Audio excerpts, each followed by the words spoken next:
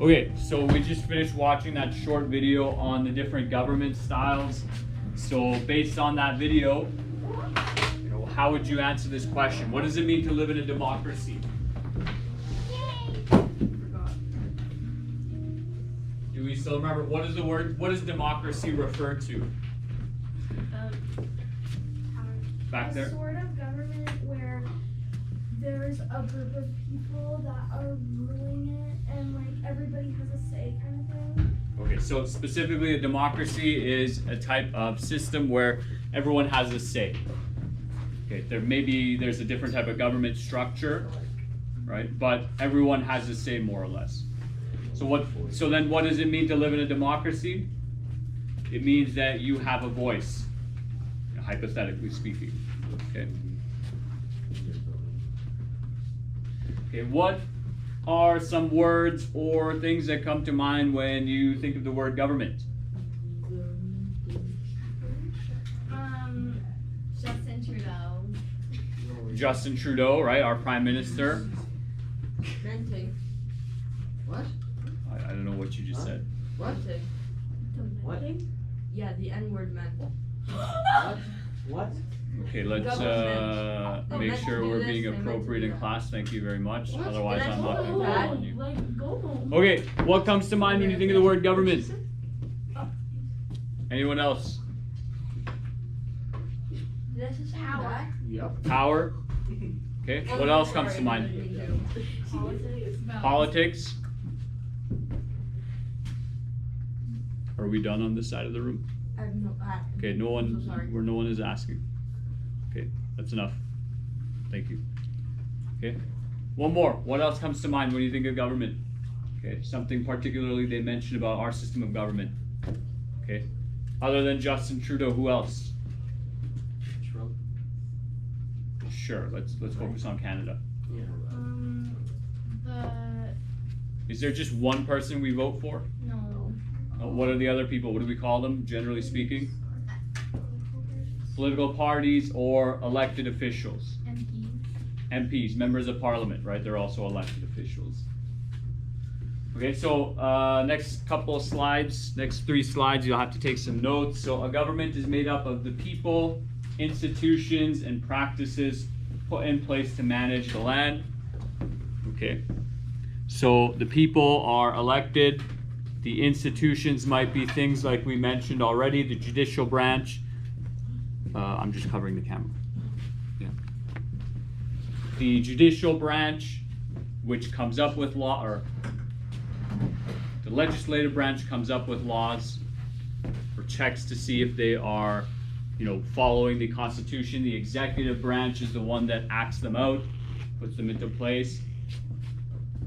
I believe the judicial branch is the one that comes up with the ideas for laws. Okay, I might be mistaken right now. Okay, so those are various institutions. We also have courts. We have the police system as well. Right, these are parts of the government. Practices put into place. There's a new practice put into place. I don't know if it's in Leduc, but I know in Edmonton, when you go out to a restaurant, do they give you plastic forks and straws and paper bags? No, you have to ask for them, right? So those are practices put into place to manage the country or city. They also manage resources and people living within the borders. Okay. Again, just take jot notes. You don't need to write all of this down. I'll put this on the Google Classroom at some point.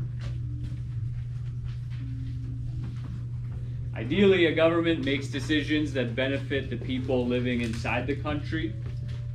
And hopefully they do that by, particularly in our political system where you vote in members of parliament, you vote people into power. Hopefully the people voted in represent the beliefs and values and priorities of the majority of those Canadians. Okay. But the government can also create and enforce laws. They develop various policies and programs. They provide services like healthcare. Well, I guess they facilitate services. I mean, the doctor has to provide that service, but they facilitate. Okay. So some laws that were created and enforced, you can't, as of the last about 10 years, you can't text and drive or use your cell phone. Some places in Canada are a lot more extreme. My friend, he lives in Vancouver, and he was telling me that in Vancouver, you can touch your phone once. Like you can touch to accept a call, touch to turn the phone off, and that's it. If you're doing anything more than that, you could get a ticket. In some places, you can't look or access your phone at all. Okay, so different places vary.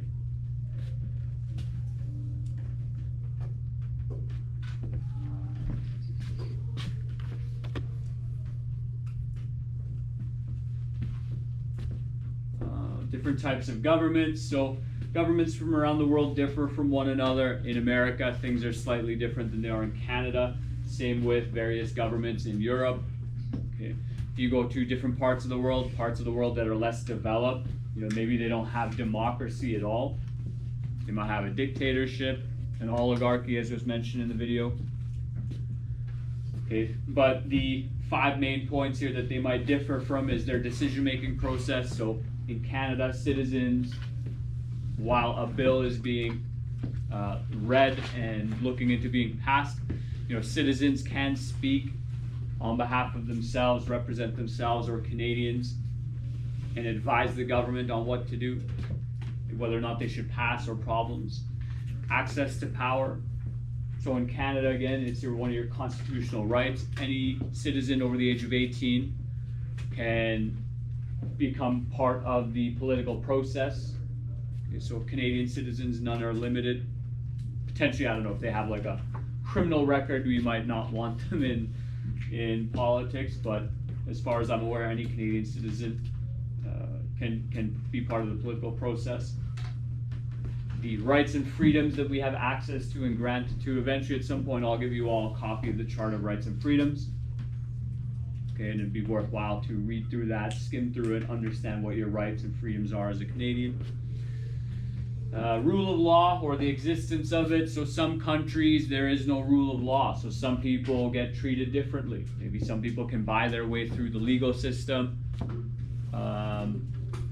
In Canada, hopefully all citizens are treated equally in front of the court system. Doesn't matter your skin color, your religion, your political beliefs, and then a constitution as well. Okay. The rule of law, as mentioned, means that laws are, what's that? Can you go back a bit? We have to finish that. Okay, remember, you're not writing things down word for word. Okay. So try to just summarize what's on there.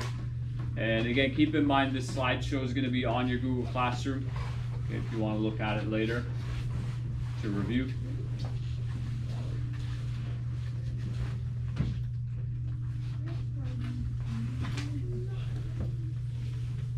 Okay, we good?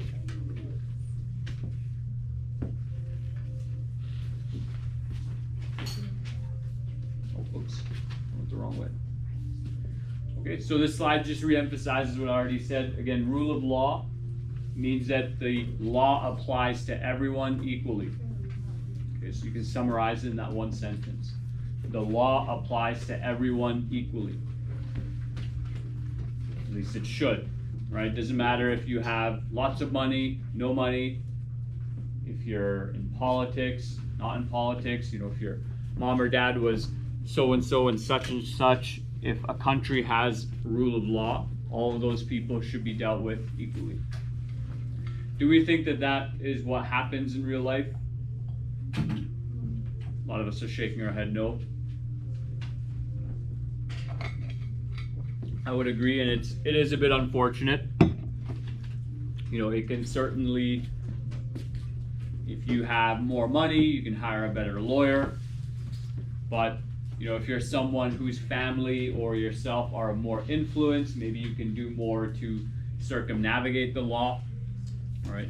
Maybe you can pull some strings in different places and make sure that, your story or your whatever legal issues aren't being put out into the news, right? Just depending on who you are.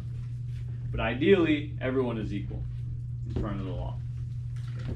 You don't need to take the notes for the next couple of slides. I'll let you know when again, which slides you'll need to take notes for. But in autocracy, one person rules without restriction. Okay, So that's kind of very similar to a dictatorship. There is no rule of law. So this could be a king or queen way back in the day, particularly when you get to the or grade 11 and you start learning about the French Revolution. It was more of an autocracy to some extent. You just have the king can make whatever decisions, and if the people are upset, too bad, so sad. Okay. But even in that monarchy system, the king might take advice from the other nobles, the other people who are high ranking in society. But regular everyday people, they're not consulted, so there's no democracy. Dictatorships are primarily used with force. Okay, they can often start from a military coup.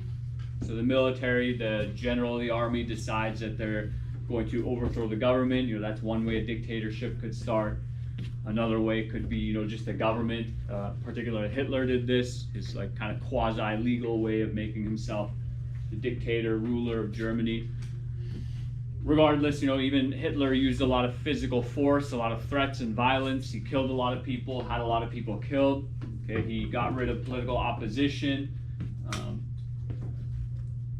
Public opinion, as long as it supported his plan, was good. People who were kind of following in line with his message, right? And that's typical of dictatorships, right? Stalin was likely very similar. Okay.